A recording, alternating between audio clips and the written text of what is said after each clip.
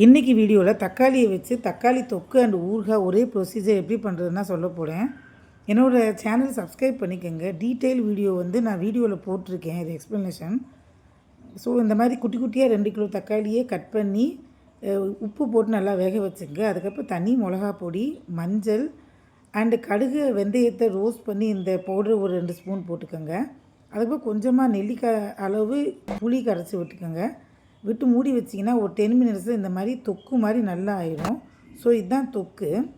இதுக்கப்புறம் தான் ஊறுகாய் பண்ணணும். இதில் ½ ஆஃப் த போர்ஷன் எடுத்து மிக்சியில் நல்லா அரைச்சிட்டு, இங்கே பாருங்கள், மிக்சியில் போட்டு நல்லா அரைச்சிட்டு பேஸ்ட் மாதிரி அரைச்சிக்கணும். அதுக்கப்புறம் ஒரு வாணலியில் நல்லெண்ணெய் விட்டு கடுகு போட்டு தாளிச்சிட்டு அந்த தொக்கில் போட்டிங்கன்னா இது ரெடி ஆயிரும். நெக்ஸ்ட்டு மிக்சியில் அரைச்சதை சொல்கிறேன். அதே ஒரு வாணலியில் கடுகு போட்டு ஒரு 10-15 பூண்டை போட்டு நல்லா வதக்கிட்டு மிக்சியில் அரைச்ச பேஸ்ட்டை போட்டு வதக்குனிங்கன்னா இப்போ ஊறுகாய் ரெடி. ஸோ ஒரே ப்ரொசீஜர் தான், 2 இது இருக்கும். வீடியோவில் பார்த்து தெரிஞ்சு